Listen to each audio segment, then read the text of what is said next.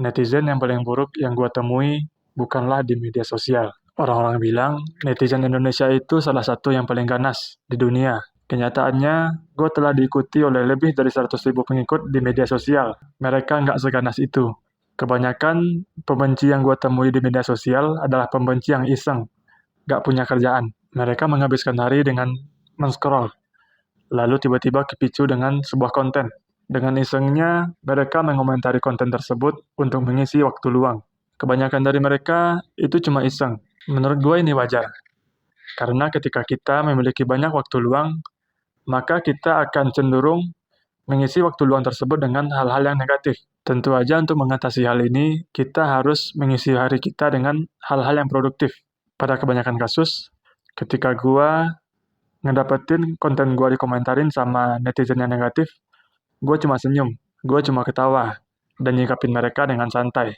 Mungkin teman-teman semua bakalan kaget. Netizen paling buruk yang pernah gue temui bukan di media sosial. Di video ini gue nggak pengen nyebutin nama platformnya, karena teman-teman pasti tahu semua. Yang gue sampaikan di video ini adalah pengalaman ketika gue berhadapan dengan netizen paling buruk yang pernah gue temui.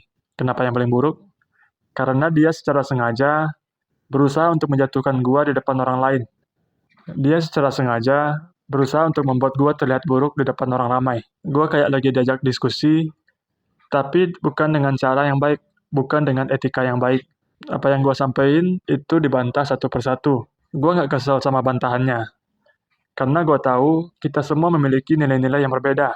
Kita semua dibesarkan dengan cara yang berbeda, dibesarkan dengan nilai-nilai yang berbeda pula. Nah, yang paling bikin gue kesel itu adalah prasangka buruknya. Gue dituduh sebagai orang yang punya niat terselubung. Dia bilang, kita mesti berhati-hati sama orang yang berusaha terlihat baik. Dia juga bilang, kita mesti hati-hati sama orang yang menggunakan kata manfaat sebagai umpan. Di saat itu, gue mulai geleng-geleng kepala. Gue nggak nyangka bisa nemuin orang yang punya pemikiran buruk kayak gini di platform yang menurut gue itu sangat bagus. Dan ini sangat mengejutkan bagi gue pribadi. Karena orang ini sangat niat untuk membuat gue terlihat buruk. Yang paling bikin gue miris itu adalah ketika dia menyematkan konotasi negatif pada orang-orang yang berkelakuan baik.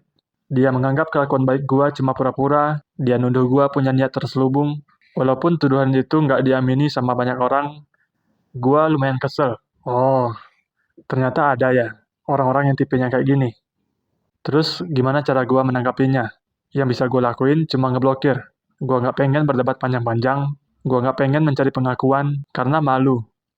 Berusaha mencari validasi itu memalukan bagi gue. Gue pernah berada di titik di mana gue selalu berusaha mencari validasi dari orang lain. Dan rasanya itu nggak enak. Jadi yang bisa gue lakuin cuma ngeblok orang tersebut. Dan sejak saat itu, gue menjadi lebih damai. Gue mesti ngejaga pikiran secara sadar. Supaya nggak terombang-ambing sama hal-hal yang buruk. Hal-hal yang nggak sesuai dengan tujuan gue. Terus gimana?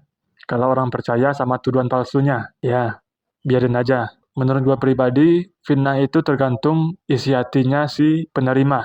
Kalau hatinya bersih, fitnah seburuk apapun itu nggak dipercaya sepenuhnya. Tapi kalau hatinya emang kotor, kata-kata pujian pun atau kalimat-kalimat yang baik pun itu akan dipelintir supaya sesuai dengan kebusukan hatinya.